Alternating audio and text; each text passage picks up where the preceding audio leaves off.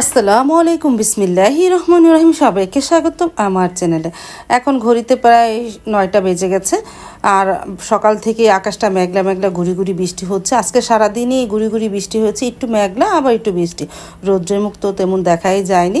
আমাদের সকালে নাস্তা খাওয়া হয়ে গেছে, সাইদুলের বাবা চলে গেল দোকানে। তারপরে তোমাদের একটু বাহিরটা দেখাচ্ছি, বৃষ্টি ফোঁটাগুলো বোঝা যাচ্ছে না, পানির মধ্যে বোঝা গেল। তারপরে আমি ঘরগুলো তো গুছিয়ে ফেলেছি, ভাবিও চলে এসেছে, এখন ঘর ঝাড়ু দিয়ে মুছে নেবে। এই যে ভাবির রান্নাঘরে আছে, আর এদিকে সারামণিও উঠে এখন তুইও নাস্তা খায়নি, বলতেছে আমি একটু পড়াটা শেষ করে নাস্তাটা খাবো। এই যে সারামণি বসে বসে পড়তেছে আর আমি রান্নাঘরে চলে আসলাম। গতকালকে তো এই তাল টেবা দিয়ে রেখেছিলাম, মানে ঝরা দিয়েছিলাম, তারপরে রাত্রে লবণ দিয়ে আমি জাল দিয়ে রেখেছি। আজকে এখন নারিকেল, তারপরে যে ব্লেন্ডারে ব্লেন্ড করে নিতেছি চালের গুঁড়ি, ওই চালের গুঁড়ি দিব, নারিকেল দিব, মিঠাই দিব, দুধ দিব, এগুলি দিয়ে তাল জাল দিব, তালের হালুয়া বানাবো। মানে চাটনি বলো, অনেকে হালুয়া বলো, বা যে যেটা বলে। এই যে দুধ নিয়েছি, এই যে নারিকেল আর খেজুরের গুড় দিব, এই দিয়ে তালের পায়েস রান্না করবো, তোমরা তালের পায়েসও বলতে পারো। তারপরে যে সব উপকরণ দেওয়া হয়ে গেছে, গুড়, নারিকেল, মিঠাই, তারপরে তাল, চালের গুঁড়ি সব একসাথে দিয়ে আমি জাল দিয়ে নিতেছি, আস্তে আস্তে জাল দিই। এটার মধ্যে ভরা ভরা হয়ে যাচ্ছে, মনে করলাম অনেকটা পাত্রে নেই, আসলে অনেকটা পাত্রে নেই, কারণ দুধটা গলে আরও ভরা ভরা হয়ে যাবে না, এখন অনেকটা পাত্রের মধ্যে নেই।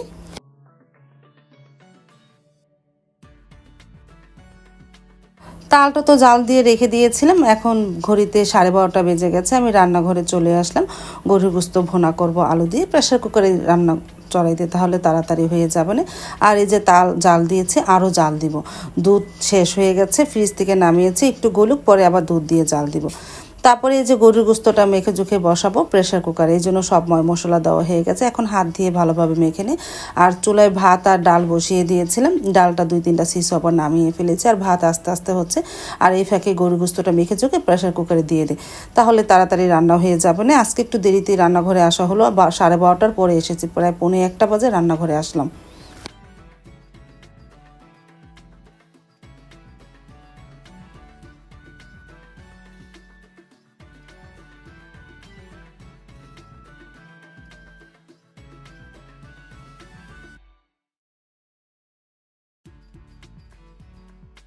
এই যে ডালটা নামিয়ে রাখলাম, আর এই যে প্রেশার কুকারে গরুর গোস্তের প্রেশার কুকারটা চুলায় বসিয়ে দিই। আমি যতটুকু পানি দিয়েছি আর পানি দেবো না, এইতে ঝোল হবে, আলু সিদ্ধ হবে সব, এখন আলু দিব না। 2-3টা সিজ হলে নামিয়ে তারপরে আবার পরে আলু দিয়ে আবারও 2-3টা সিজ দিব।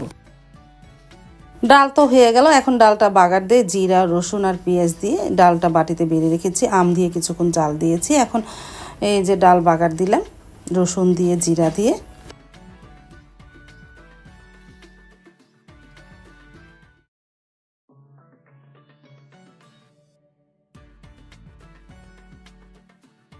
তারপরে 4-5টা সিস ওপর জালটা নিভিয়ে দিলাম, এখন তো খুলবে না, পরে খুলবে।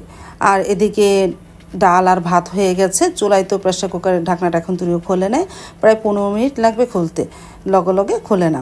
তারপরে পেঁয়াজও ভাজলাম, ঘরে ডাল ছিল, মনে করলাম একটু পেঁয়াজও ভেজে খাই, আজকে তো রান্না করতে একটু দেরি হয়ে গেল। এই যে পেঁয়াজও তুলে নিলাম।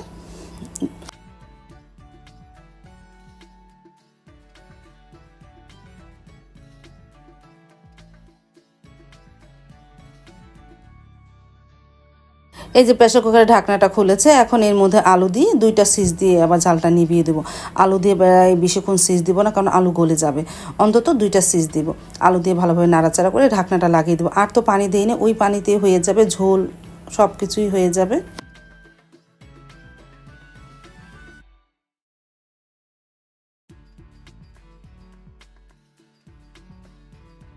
তারপর তো 2টা সিজ হওয়ার পর আমি জালটা নিভিয়ে দিয়েছিলাম, প্রায় 15 মিনিট পর ঢাকনাটা খুলে মাশাআল্লাহ তরকারিটা হয়ে গেল।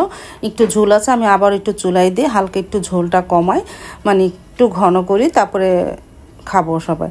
এই যে একটু হালকা নাড়াচাড়া দিতেছি, সব কিছু সিদ্ধ, মাংসটা মাশাআল্লাহ ভালোই সিদ্ধ হয়েছে। সাইদুল বাবা বলতেছে মাংস অনেক সিদ্ধ হয়ে গেছে, সে আবার এত নরম গোস্ত খেতে চায় না, সে একটু শক্ত শক্ত খেতে চায়, কিন্তু আমার কাছে ভালো লাগে না, আমার কাছে নরম গোস্তটাই ভালো লাগে। তারপরে যে চুলায় বসিয়ে দিলাম, একটু জাল হোক।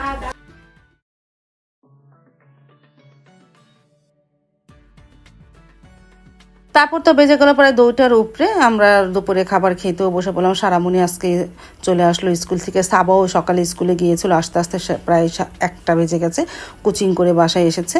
আজকে 2 মেয়ে স্কুলে গিয়েছে, অনেক দিন পর স্কুলে গেল। তারপরে সাইদুলের বাবা, আমি, সারামণি খেতে বসে পড়লাম। সাবা তো আর খায় না, ও একটু গোস্ত তুলে খেলো। তারপরে যে খেয়ে নিলাম গরম গরম ভাত আর গরম গরম গোস্ত। আলহামদুলিল্লাহ ভালো হয়েছিল। আমি বড় বড় 2টা মানে হাড্ডি নিয়েছি।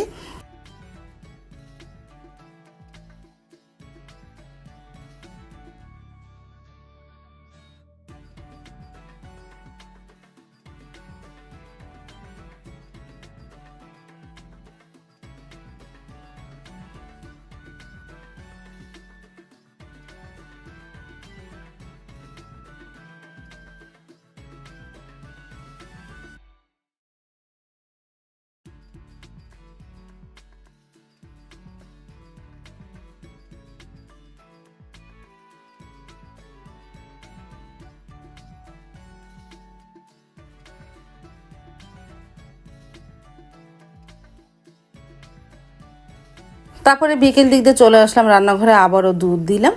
তখন তো 2 কেজি দুধ দিয়েছিলাম, এখন আবারও 1 কেজি দুধ দিয়ে আবারও জাল দিব। তাও যত জাল দিব ততই খেতে মজা। আবারও ভালো মতন জাল দিয়ে বক্সে রেখে দিই। এখন ভালো মতন জাল দিয়ে নেই।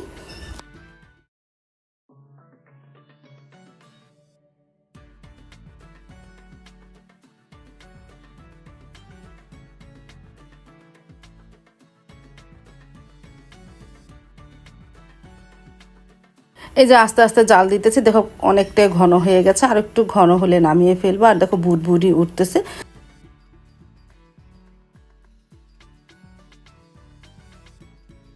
তালটা জাল দিয়ে নামিয়ে রেখেছি, ঠান্ডা হলে বক্সে রাখবো। আর এদিকে আম কেটে নিলাম, সারামণি আর আমি খাবো।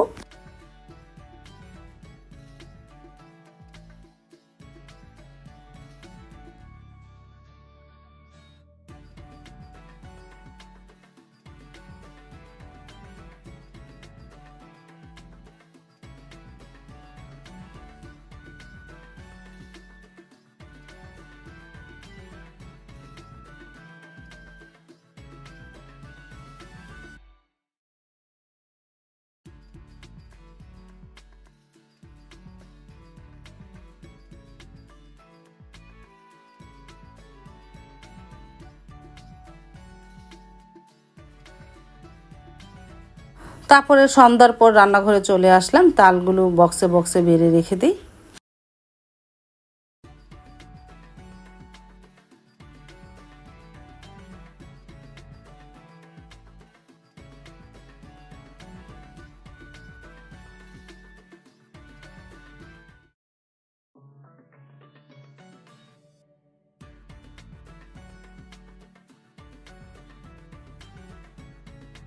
তারপর তো চলে আসলাম আমার বাড়ির পাশের দোকানে, সেখানে চিতই পিঠা ভাজে। চিতই পিঠা অর্ডার দিয়ে গেলাম, ঘন্টাখানিক পর বানিয়ে দিয়ে যাবে বাসায়। আজকে গরুর গোশত দিয়ে চিতই পিঠা খাবো রাত্রে। আল্লাহ হাফেজ।